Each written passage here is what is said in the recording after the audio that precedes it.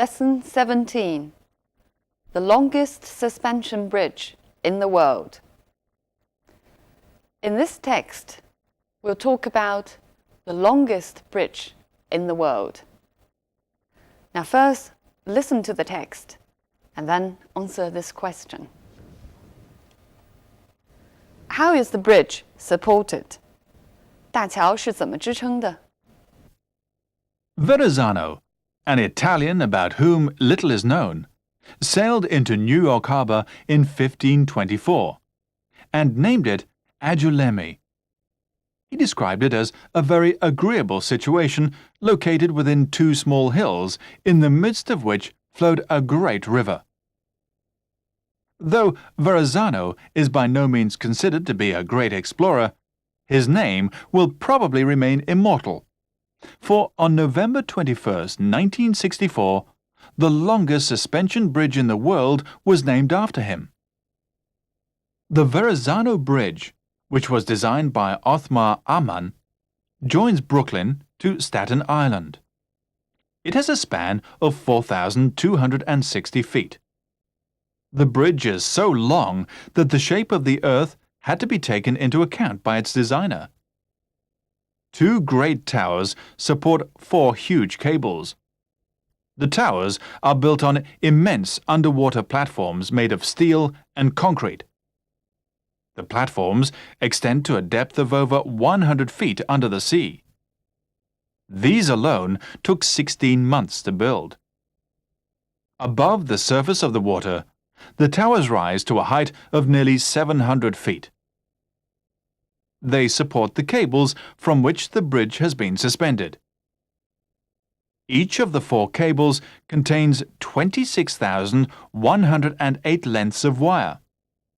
It has been estimated that if the bridge were packed with cars, it would still only be carrying a third of its total capacity. However, size and strength are not the only important things about this bridge. Despite its immensity, it is both simple and elegant, fulfilling its designer's dream to create an enormous object drawn as faintly as possible. Okay, now can you answer this question? How is the bridge supported? Right. Two great towers support four huge cables, from which the bridge is suspended.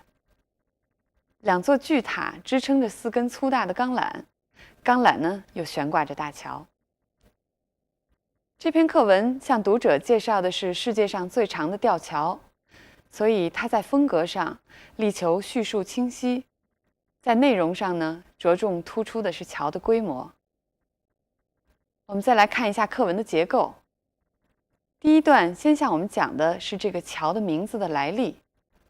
第二段呢，先向我们交代了一些基本事实，就是桥的 designer、location、span and the difficulty of designing， 然后才详细叙述桥的构造。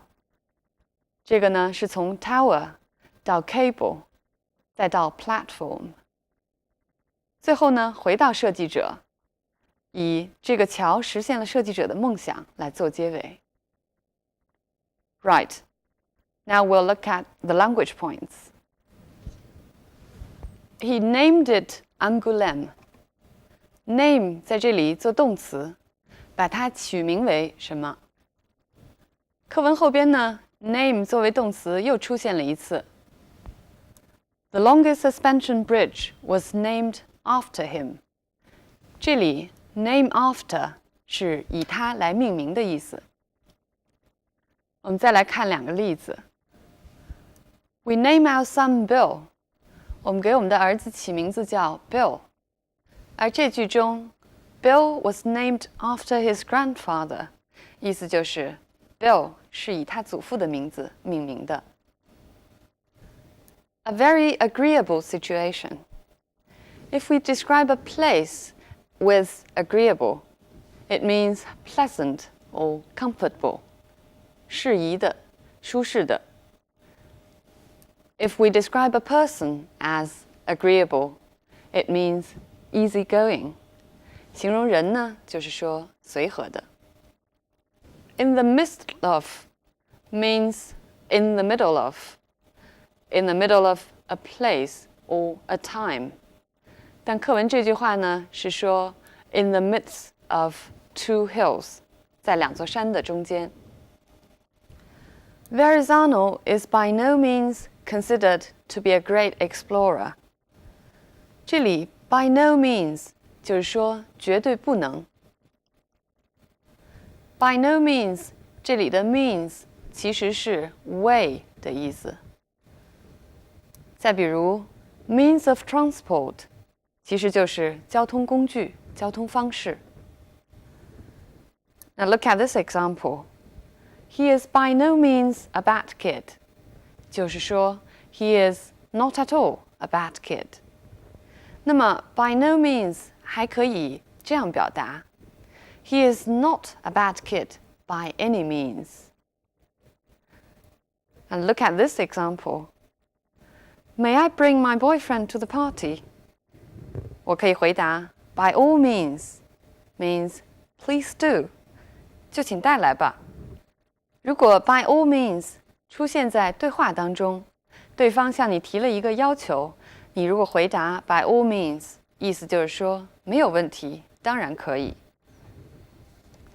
His name will probably remain immortal. Immortal 永生的。这句话当中的意思就是他的名字会流芳百世。它的反义词就是 mortal， 会死的。The bridge joins Brooklyn to Staten Island. Join to 把 Brooklyn 和 Staten Island 连接，相当于 connect to. The shape of the earth. Now please notice the earth here is not the planet Earth, nor the soil, but the land. 这里 earth 既不是地球，也不是泥土的意思，而是指相对于海洋的大陆，或者说地表。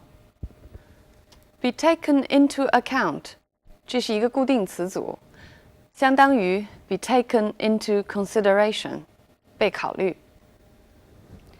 Immense underwater platforms. Immense 巨大的，这里呢是形容词形式。课文后边的一句给我们提供了它的名词形式，是 immensity. They support the cables from which the bridge has been suspended. Suspend from 意思就是 hang from 悬挂着。同样，课文的标题呢也给我们提供了 suspend 的名词形式 suspension. These alone took 16 months to build. Alone 这里和 only 意思是相同的，单单是这些就花了16个月的时间。但是注意用 alone 的时候，它只能放在修饰的名词后边。Look at these two sentences. 用 alone 的话就要说成 She alone can decide what to do. 如果用 only 就要放在修饰的名词前边 Only she can decide what to do, which means nobody else can do it for her. Were packed with cars. Be packed with means be full of. Fulfilling its designer's dream. Fulfill one's dream. 注意这个搭配，意思是实现了什么人的梦想。An enormous object drawn as faintly as possible. Faintly means lightly, unnoticeably. 不容易注意到的或者轻的。课文里呢是相对于 enormous 桥的这个巨大规模而言的，用细线条勾勒的意思。这篇课文为了生动表现桥的巨大规模和它庞大的载重量，尤其注重使用动词和表达度量的名词的搭配，而不是用我们惯常所见的用系动词、be动词再加上表示度量的形容词这种方式。我们来看看课文当中的例句。说到桥的跨度，用了 It has a span of。说到桥的深度，用了 extend to a depth。动词 extend 和表示深度的名词 depth 相搭配。如果按照我们上边说的第二种方式，这句话就会表达成 The platforms are over 100 feet deep under the sea。说到桥的高度呢，也是同样 The towers rise to a height of nearly 700 feet。这句话当然也可以说成 The towers are nearly 700 feet high。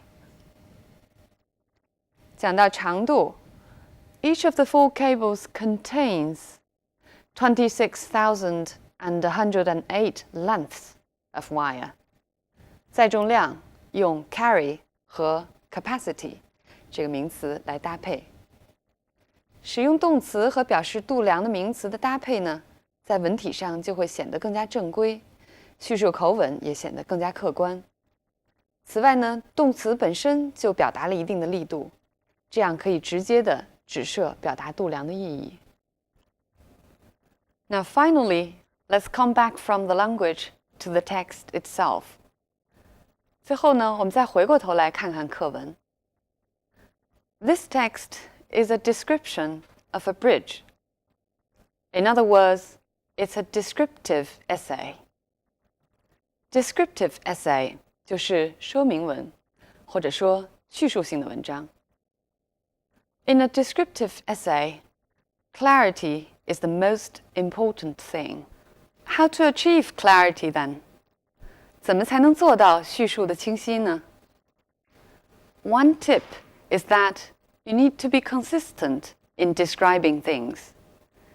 就是说，叙述的方向一定要统一，尤其是在描述一个事物的结构或者位置的时候。No matter which direction you take, you need to follow that direction all the time. 除此之外，一个简要的介绍 a brief overview might be very helpful. 就像课文的第一段所做的那样。但是这种说明文体容易写得枯燥乏味，为了避免这一点呢，我们需要组织一些有趣的材料，借以呢对整篇的文体加以调节。就像课文的结尾 The designer's dream adds some interest to the whole essay. All right, so much about descriptive essays. I'll see you next time.